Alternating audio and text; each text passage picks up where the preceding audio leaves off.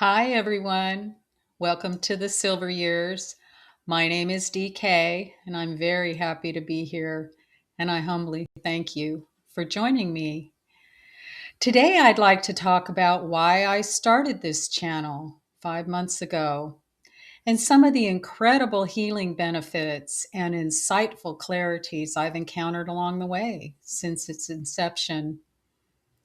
I have to say that I never really thought about presenting my ideas in video form, you know, talking my knowledge into a camera, even though I myself have spent a lot of time learning from the videos created by others.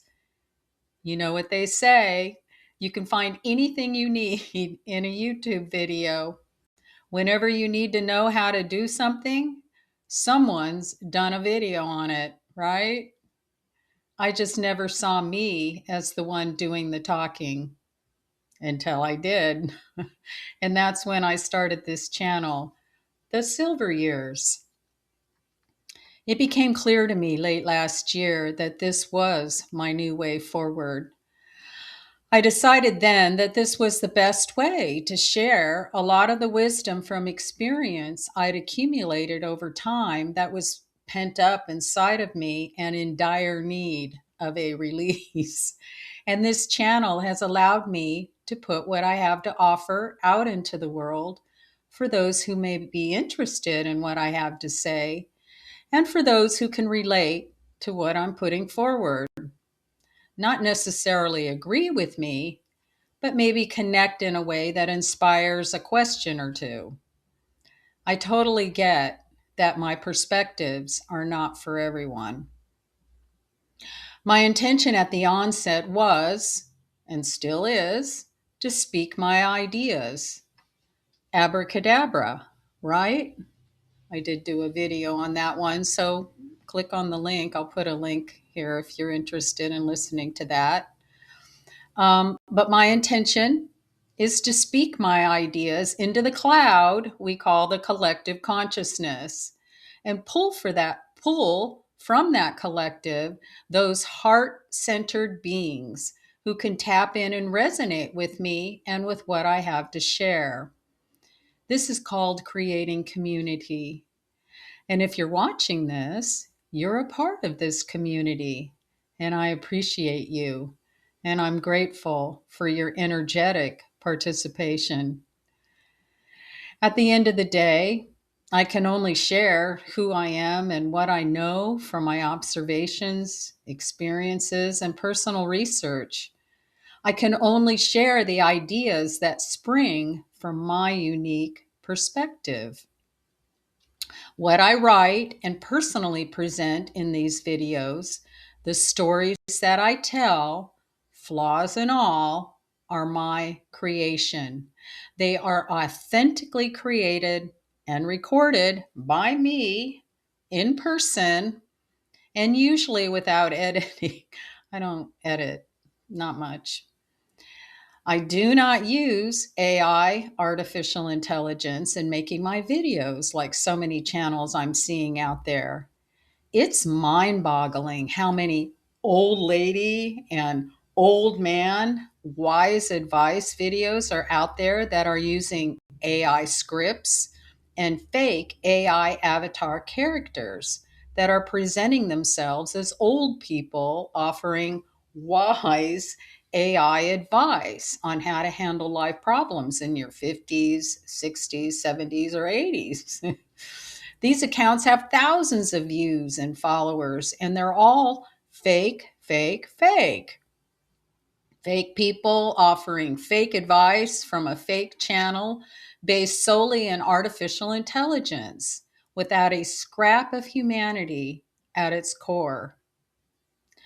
I make this point because those of us living the silver years can be gullible and highly susceptible to believing deep fake video footage as real and truthful, when in fact, it is an artificial manipulation designed to create misleading information, confusion, and sway public opinion to fit a larger agenda. And I'm not just talking advice videos from fake old people here. This applies to all media across the board, social media in particular, and especially in all news reporting and news footage released to the public. So much of it is fake. Even many of the newscasters are fake AI avatar characters that we don't even know if what we're being told and shown is real and true, or if it's fake and false. And just so you know, the news is not required to tell the truth in any of its reporting. It's been legally classified as entertainment since Obama made changes to the Smith Mundt Act during his tenure at the helm of the corporate government. Developing the discernment to know when we're watching something authentic versus something artificial as we move forward will be an essential skill set for all generations, no exceptions. Because the system is now working overtime to convince us of many things that may or may not be true in order to sway our collective belief system and divide us. And this includes the deep fake manipulation of those on the public stage. And it's everywhere in every sector. Some of it's so good, it's really hard to tell if it's fake or false. So, what can we trust and believe in when much of what is presented in the news and social media is fabricated using deep fake AI production?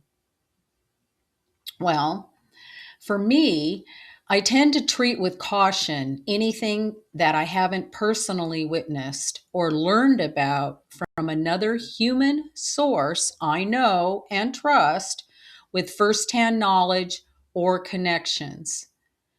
The best I have to offer is to remain neutral on what I don't have evidence of and focus my point of attention on what I want to create within my reality bubble from a place of peace. The massive AI agenda of fakery is beyond my realm of control, so best I not feed into it wherever possible. And that means not getting emotionally involved, choosing a side, or judging whatever is being reported unless I have direct knowledge. The only control I have is not to feed the system any fear or elevated emotion connected to the manipulation, to be aware yet remain neutral. Deep fake news reports are always meant to elicit a fearful response, like panic, for example, scarcity, things like that. So, over the last 3 or 4 decades, I've had a number of businesses. I've published several blogs, written and published 2 books, which my links are below if you're interested. And now, here I am formulating my thoughts and life lessons for whoever wants to hear them. And I've learned through the experience of this channel, much to my surprise, that each time I prepare a new video, I come to know myself a little bit better. It's helped me get to know myself in a new way as a direct reflection of the inner healing work that I've done. You know, the shadow work, that healing work. And through this, I'm able to find value in my contribution in spite of the chaos consuming the world around me. Now, the future of our children is a subject that's near and dear to me. It's extremely important to me because our children are the future, whether you have any or not. Our children are our future. And somehow we've been methodically convinced, then coerced, over the last century to hand over the power of ownership and education of our children to the government. And there are clearly a number of factors over time that have contributed to the horror show we see happening today. Bottom line is, it falls on us, each and every one of us, to take our responsibility back, to claim our personal sovereignty, to remove the government from this equation. That's on us. And it begins with getting informed.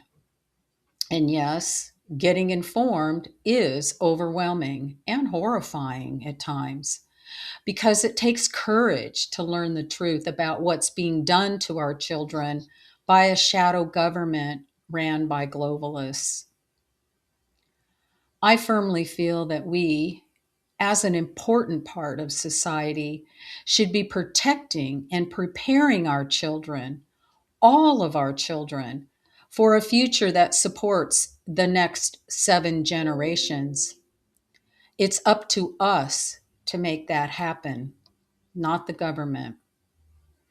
The government at this point is basically ran by AI, artificial intelligence. Do you want our children to lose connection with their humanity, with their heart? Because that's where we're headed if we do nothing. Silence is compliance. Try visualizing the fallout from that disconnect 7 generations down the line. No more human heart and its creative connection to the divine. Only transhuman, hive-minded robots. Is that what we really want? For me, I choose no. And I'm willing to learn the truth and speak about it, which I have done on this channel and elsewhere, and will continue to do so. The rabbit holes filled with the bodies of our children are deep and diabolical. WikiLeaks and the Epstein files are merely a scratch on the surface of what's been done for centuries and is still being done today as we all watch without seeing. And all this with government approval and participation because the bureaucrats are running the show, whether you're ready to accept that or not. The agendas are innumerable, but are all designed to control and harness energy and feed off of our children for nefarious and ritualistic reasons. The corporations, agencies, and organizations involved in child trafficking alone are mind-blowing. Organizations and charities that many of us support without being aware of this. Corporations and government agencies that traffic our children in an underground black market using annual school photos and social media posts as a shopping catalog. Children being groomed and sold as sex slaves. Children taken for medical experiments and organ harvesting. Children sold for snuff films and ritualistically abused for adrenochrome production. Children running for their lives while being hunted like an animal at elite hunting parties on wealthy estates. Children stolen from loving families and trafficked through CPS, Child Protective Services. That's an oxymoron. Children shamed for life by religious predators. Children preyed upon by corrupt sports clubs and entertainment recruiters. Children fed fluoride-infused foods filled with artificial hormones and heavy metals that distort normal growth and development. And children corrupted through social media mind control programming and phone addiction from infancy, stunting brain and eye development from radiation poisoning. All this to name a few. And now the government wants to draft our young men and women for the purpose of exterminating yet another generation in order to protect the soulless corporations that run the world. Yet who is protecting our children when our children are the future of the world? The monstrous atrocities I've mentioned here, as unbelievable as they may sound, barely touch on how extensive the targeting of our children has been. This abuse of power has been going on for so long that it's been almost normalized, as many of us may have even been silent victims of it ourselves. These agendas and the abuse will never stop until we take our power back and stop consenting through silence. So, where do we begin to have an effect? Because it's all so overwhelming. Where do we start when creating a better environment for our children? Where do we start to create that? What can we do right now to improve that? Well, in my humble opinion, helping our children begins with healing the family. The family unit has been under attack since the Industrial Revolution began in earnest, and today we see the long term effects of that breakdown in dysfunction and neglect. The thing is, there exists so much dysfunction within the family unit overall these days that the thought of healing it seems an insurmountable task. What I've learned from my experience is that you cannot heal the family unit by trying to heal the people within it. There's way too much generational trauma and epigenetic memory rippling through the family bloodlines to think that we have the power alone to heal it all. The only thing we can do is heal the family wounding within that we hold within ourselves. There's no point trying to fix a broken family member. If they're abusive or toxic, then take responsibility for removing yourself and any children you may have from the frequency, whatever that means for you. And yes, I know it can be hard. When we heal the family distortions we hold within ourselves, it changes the frequency of everything, which in turn changes the frequency of the entire bloodline through the timeless principle of quantum entanglement. You heal your family by healing yourself. As we clear the family distortions we carry within us, it alters the experiences of the children who are connected to that family, even if we don't have children ourselves. The healing within us rewires the frequency of the entire family unit, even if others within the unit choose not to heal. This is not about making things perfect. It's about creating a stronger foundation for our children to experience emotional stability, a healthy life environment, and protection from those who want to exploit them. And this starts with us making the decision to change the pattern. Please know that it's not my intention here to insinuate that making the choice to heal family distortions is an easy thing to do. It is the beginning point, however. We first have to acknowledge that healing needs to happen. For some, this can be easy, but it usually isn't. It's often an emotionally messy process that takes time and a commitment to the process. I know because I've been on this train for a very long time. I suppose you could call me a work in progress, and from where I sit today, it's been worth the effort because I see the effects, and that keeps me motivated. To know we hold the power is to know we have the power to make a different choice. We don't have to keep doing it the way it's always been done. Look at where that's gotten us.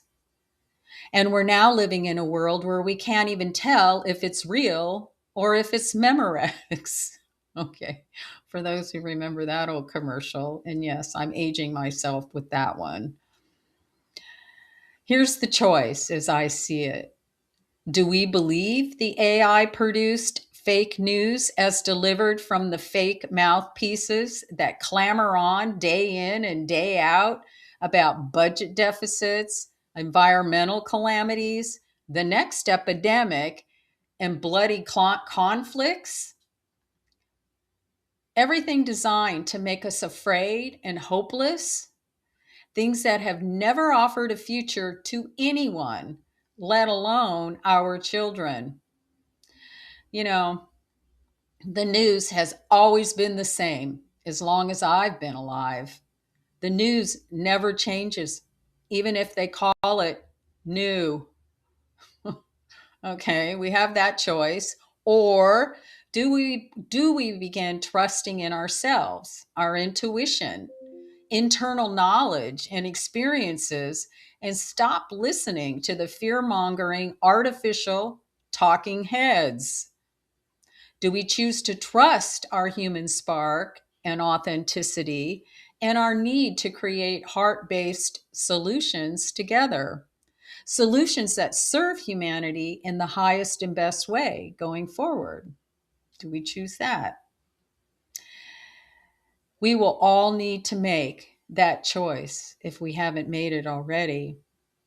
It's our choice to make, and that choice will be the foundation for our future reality and for that of our children's. Let's make it an empowered choice. Now, winding down here, I'd like to leave you with a loaded question to ponder, as I like to do.